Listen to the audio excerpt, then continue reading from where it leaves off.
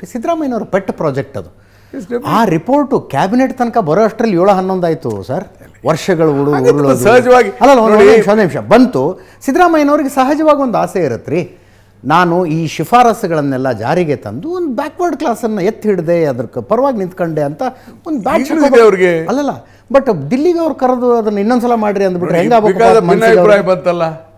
ಭಿನ್ನಾಭಿಪ್ರಾಯ ಭಾಳ ಬಂದಾಗ we have to respect the other community, other leaders also ಅಲ್ಲ. It shows the in Congress there is a internal democracy. Okay, other community other leaders ಅಂದ್ರಿ. ನಿಮಿಷ ನಾನು ನೇರವಾಗಿ ಹೇಳ್ತೀನಿ, ಅದರ್ ಕಮ್ಯುನಿಟಿ ಅದರ್ ಲೀಡರ್ಸ್ ಎಲ್ಲ ಬಿಟ್ಟಾಕಿ ಡಿ ಕೆ ಶಿವಕುಮಾರ್ ಹಾಕಿದ ಗೆರೆ ಹೈಕಮಾಂಡ್ ದಾಟ್ತಿಲ್ಲ ಅಂತ ಅನ್ಸುತ್ತೆ ನನಗೆ. ನೀವು ಹಾಸನದಲ್ಲಿ ಒಂದು ಸಮಾವೇಶ ಮಾಡಬೇಕು ಅಂತ ಹೋಗ್ತೀರಿ, ಬೇಡ ಅಂತಾರೆ.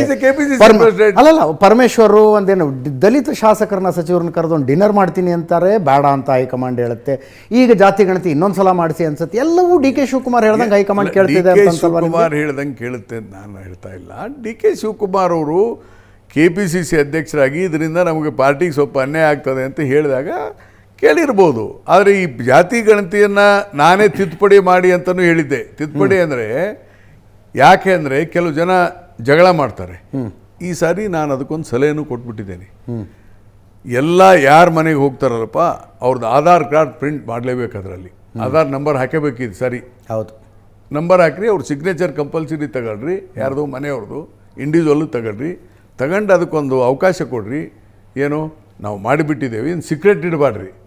ಎದಕ್ಕೆ ಸೀಕ್ರೆಟ್ ಇಡಬೇಕು?